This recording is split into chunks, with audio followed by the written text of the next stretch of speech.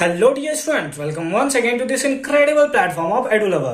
Class 12 chemistry sample paper के question number 11 के solution में हम लोग पहुंच चुके हैं। अगर इसे प्रीवियस वीडियो आपने अभी तक नहीं देखा है तो कंप्लीट प्लेलिस्ट का लिंक मिलेगा आपको डिस्क्रिप्शन में, जहां पे क्वेश्चन नंबर 10 तक का सॉल्यूशन भी मिलेगा। साथ ही साथ आने वाले वीडियोस यानी कि 11th और 12th का भी सॉल्यूशन आपको मिलेगा। 11th तो बना रहे, केवल 12th का ही सॉल्यूशन आपको मिल जाएगा क्योंकि 12th ही तक लास्ट क्वेश्चन है। क्या है क्वेश्चन नंबर 11?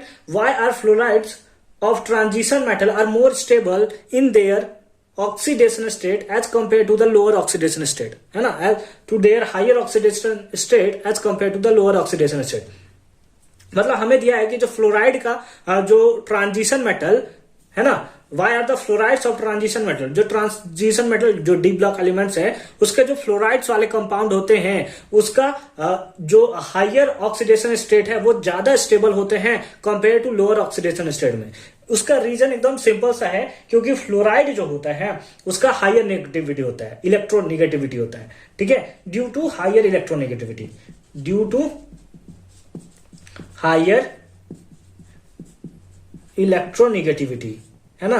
किस लिए होता है? क्योंकि इलेक्ट्रॉन का जो निगेटिविटी है, इलेक्ट्रोनेगेटिविटी होता है वो बहुत ज्यादा हाई होता है। पता है कि आपको कि ये क्या कौन सा ऑर्बिट में, सेकंड ऑर्बिट में प्रेजेंट होता है, तो इस सेंटर से बहुत ज्यादा नजदीक होता है, जिसके कारण इसका इलेक्ट्रोनेगेटिविटी जो होता है बहुत ज्यादा होता है। और जब ये मतलब हायर ऑक्सीडेशन स्टेट वाले ट्रांजिशन मेटल से, है ना, जब ये ट्रांजिशन मेटल से कंबाइन करता है तो उसके कारण इसका जो हम लोग बोल सकते हैं कि जो लैटिस एनर्जी होता है वो भी बहुत ज्यादा हाई हो जाता है। कौन सा? लैटिस एनर्जी, है ना। लैटिस एनर्जी जो होता है, लैटिस एनर्जी जो होता है वो बहुत ज्यादा हाई हो जाता है, हाई लैटिस एनर्जी होता है। और उसके साथ साथ जो बॉन्ड इंथैल्पी होता है वो भी बहुत ज्यादा होता है, मतलब higher bond enthalpy, higher bond enthalpy, बहुत ज्यादा बॉन्ड इंथैल्पी इसका भी होता है, ठीक है। और यही सब रीजन है कि जो हम लोग का फ्लोराइड्स होता है ट्रांजिशन मेटल का, वो अपने हाइयर ऑक्सीडेशन स्टेट में बहुत ज्यादा स्टेबल होता है compare to lower oxidation state, ठीक है। ये हो गया हमारा ए का सॉल्यूशन। बी पार्ट में मूव करें, बी पार्ट में मूव करें, अच्छी बात है, अच्छी बात है। बी पार्ट में मूव करते हैं, बी पार्ट में, ठीक है। क्या है? Which one of the following would be feel attraction when placed in magnetic field, यानी कि इसमें से कौन सा जो एलिमेंट हमें देखने को मिल रहा है या फिर जो भी हमें देखने आयंस देखने को मिल रहा है वो जो है वो अट्रैक्शन फील करेंगे जब इसे मैग्नेटिक फील्ड में रखा जाए। तो मैग्नेटिक फील्ड में जो अट्रैक्शन फील करते हैं दैट इज, क्या बोलते हैं उसको? Paramagnetic substances. क्या बोलते हैं उसको? पैरामैग्नेटिक सब्सटेंस, ठीक है। यानी कि पैरामैग्नेटिक सब्सटेंसेस ऐसे सब्सटेंस होते हैं जिनको अगर मैग्नेटिक फील्ड में रखा जाए तो अट्रैक्शन फील करते हैं। और पैरामैग्नेटिक किस टाइप के सब्सटेंस वो करते हैं? जो अनपेयर्ड होते हैं। कैसे होते हैं? जो अनपेयर्ड होते हैं, यानी कि जो टोटली फिल्ड नहीं है। जैसे पहले दिया है कोबाल्ट 2+, क्या दिया है? Cobalt 2+, cobalt 2+। कोबाल्ट कितना होता है? Scandium, titanium, vanadium, chromium, manganese, iron, cobalt. Cobalt होता है 27। कितना होता है? 27। लेकिन 2+ है, 27 का हमारे पास क्या होगा? यहां तक तो आर्गन हो जाएगा, ठीक है, आर्गन हो जाएगा। फिर कोबाल्ट कितना होगा? 4s2, ये 20 हो गया, और 3d7, 7 हो गया। ये 27 हो गया, 2+ है, यानी कि 2 यहां से उड़ जाएगा, यानी कि 4s 0 हो जाएगा। अनपेयर्ड है कि नहीं है? बिल्कुल अनपेयर्ड है। यानी कि यही जो है वही हमारा पैरामैग्नेटिक शो करेगा। यानी कि इसमें से जो हमें एलिमेंट दिया हुआ है उसमें कौन सा है? CO2+ ही है जो अट्रैक्शन फील करेगा जब उसको मैग्नेटिक में रखा जाएगा, मैग्नेटिक फील्ड में रखा जाएगा। Ag+ के बारे में क्या ख्याल है सर?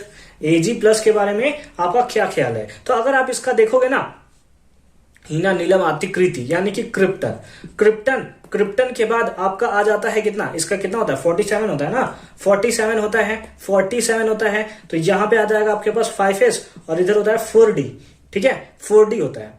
तो यहां पे आपको देखने को मिलेगा कि 5s भी 0 होता है और 4d भी आपका कितना होता है? 4d कितना होगा? एक सेकंड हम काउंट कर लेते हैं। तो यहाँ पे Ag का आपको सेम देखने को मिलेगा, Ag का 47 होता है और Ag+ एक इलेक्ट्रॉन कैंसिल हो जाएगा तो ये आ जाएगा 10। ये भी हम लोग का टोटली पेयर्ड देखने को मिल रहा है, ठीक है, टोटली पेयर्ड है। फिर आए टाइटेनियम, टाइटेनियम कितना है? 4+, ठीक है, 4+। टाइटेनियम, स्कैंडियम, टाइटेनियम 22 होता है, ठीक है, कितना होता है? 22। तो यहां पर भी आर्गन आ जाता है, आर्गन। और इसका अगर टाइटेनियम का हम लोग देखें तो कितना होता है? दैट इज 4s और 3d2 और 4s कितना? 2, ठीक है, लेकिन 4 प्लस है तो ये भी 0 हो जाएगा और ये भी पार्ट हमारा 0 हो जाएगा, 0 0, ठीक है। टाइटेनियम के बाद कौन सा है, जिंक 2 प्लस, जिंक 2 प्लस है तो जिंक 2 प्लस आर्गन तक हमारा 18 हो गया, 4s2 20 हो गया और 3d 10, ठीक है, ये हो गया हमारा। लेकिन 2 प्लस दिया है तो अगेन ये 0 हो गया, यानी कि ये भी अनपेयर्ड है हमारा, सॉरी पेयर्ड है हमारा। तो यही जो है वो अनपेयर्ड है, और क्योंकि अनपेयर्ड है इसीलिए ये जो होता है वो अट्रैक्शन फील करता है, और अट्रैक्शन फील किस टाइप के सब्सटेंसेस करते हैं, that is paramagnetic in nature. वैसे सब्सटेंसेस जो नेचर में कैसे होते हैं, पैरामैग्नेटिक, ठीक है। बी समझ आ गया, बी समझ आ गया, मिटा दिया जाए, इसको मिटा दिया जाए, अच्छी बात है, अच्छी बात है, अच्छी बात है, अच्छी बात है। अब हम लोग चलते हैं सी पे। सी क्या है, इट हैज बीन, है ना, सी क्या है, it has been observe that first ionization energy of 5D series of transition element are higher than that of 3D and 4D series, है ना। Explain why.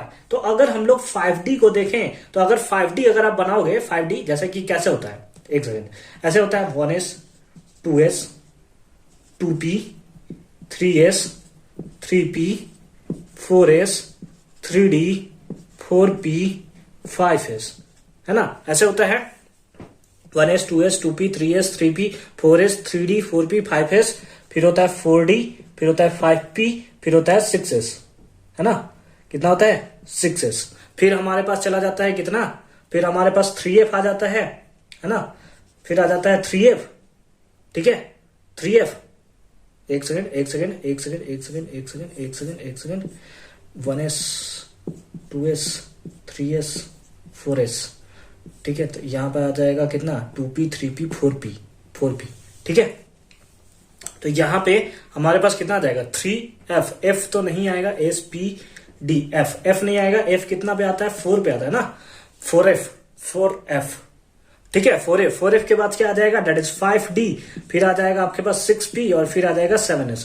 तो अगर आप 5d को देखो तो 5d से पहले कौन सा आया है, f आया हुआ है, और f के पास आपको पता है कि इसके पास क्या होता है, पुअर शिल्डिंग इफेक्ट, क्या होता है, पुअर शिल्डिंग इफेक्ट, ठीक है, इसके पास क्या होता है, पुअर शिल्डिंग इफेक्ट होता है, और जिसके कारण होता है, अगर आप 3D देखो, 3D कहां गया, 3D के पास F वाला सीरीज नहीं है। अगर आप 4D देखो तो 4D से पहले कहीं F वाला नहीं है, लेकिन अगर 5D देखो तो 5D से पहले आता है 4F, और 4F के पास पुअर शिल्डिंग इफेक्ट होता है, और यही रीजन है कि जो 5D सीरीज के ट्रांजिशन एलिमेंट होता है उसका जो आयोनाइजेशन एनर्जी होता है वो ज्यादा होता है compare to 3D and 4D series, compare to 3D and 4D series, ठीक है।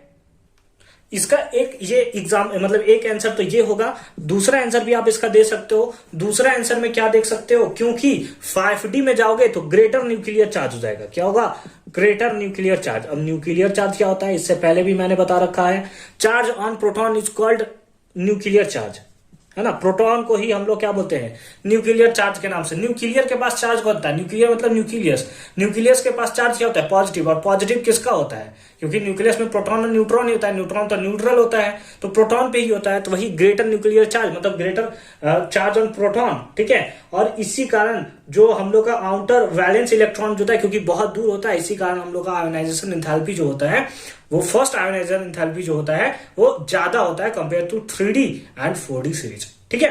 तो आई होप कि क्वेश्चन नंबर 11 का फर्स्ट पार्ट आपको अच्छे से समझ में आया होगा। इसके और में भी क्वेश्चन है, चलिए उसे भी फटाफट से सॉल्व करते हैं। अब इसके और वाले पार्ट में क्या क्वेश्चन है, on the basis of figure given below, जैसा कि आपको फिगर देखने को मिल रहा है, आंसर द फॉलोइंग क्वेश्चन, तो हमें फॉलोइंग क्वेश्चंस का आंसर देना है, ठीक है। Why manganese have the lower melting point than chromium, है ना, कि मैग्नीज का जो मेल्टिंग पॉइंट है, यहाँ पे मेल्टिंग पॉइंट का सारा सीरीज दिया हुआ है, तो आप देखिए और मजे कीजिए ठीक है। तो मैग्नीज का जो दिया है कि लोअर मेल्टिंग पॉइंट होता है क्रोमियम से, है ना, इसका रीजन बताइए। तो इसका रीजन एकदम सिंपल सा है, क्योंकि अगर आप देखोगे किसको, manganese have the lower melting point than chromium, इसलिए इसका रीजन इसलिए होता है क्योंकि अगर आप क्रोमियम को देखो, CH को देखो, सॉरी Cr को देखो, क्रोमियम को देखो, तो क्रोमियम के पास मैक्सिमम नंबर ऑफ क्या होता है, maximum number of unpaired electron होता है, ठीक है। देखना चाहोगे, एक सेकंड में आपको दिखाता हूं। अभी मैग्नीज Mn होता है, scandium, titanium, vanadium, chromium, chromium, chromium 24 और मैंगनीज के पास कितना होता है 25। ठीक है, सॉरी मैं उल्टा बोल दिया, मैं आपको उल्टा बता दिया, 25 है। तो इसका कितना होता है, यहां तक तो हमारा आर्गन हो गया, इधर तक तो हमारा आर्गन हो गया, फिर हो गया 4s2 और इसका कितना होगा 4s2 और उसके साथ साथ कितना हो गया 3d4, 3d कितना हो गया 3d5 और अगर यहां पे आप देखोगे तो यहां पे Ar हो गया, तो यहां पे हो गया 4s2 और यहां पे हो गया 3d4। हालांकि ये 4 नहीं होता, ये 5 हो जाता है और यहां पे आप देखो तो ये 1 हो जाता है। ठीक है, ऐसा कुछ हमें इलेक्ट्रॉनिक कॉन्फ़िगरेशन देखने को मिलता है।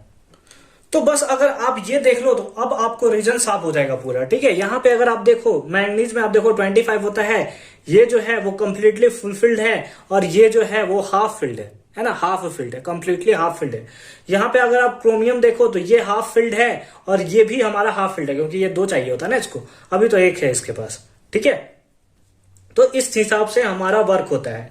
तो हमसे पूछ रहा है कि मैंगनीज का जो होता है वो लोअर मेल्टिंग पॉइंट होता है कंपेयर टू क्रोमियम, क्रोमियर के कंपेयर में। तो इसका 2 रीजन होगा। पहला रीजन क्या होगा कि highest number of unpaired electron. क्या होता है highest number of unpaired electron, क्योंकि अनपेयर्ड इलेक्ट्रॉन जो है वो हाईएस्ट नंबर पे, अनपेयर्ड इलेक्ट्रॉन, ठीक है, इलेक्ट्रॉन जो है वो हाईएस्ट नंबर में है। दूसरा में अगर हम लोग चलें दूसरा में होता है कि मतलब बहुत ज्यादा इंटर एटॉमिक मेटल बॉन्डिंग जो होता है वो बहुत ज्यादा होता है, यानी कि स्ट्रॉन्ग इंटर एटॉमिक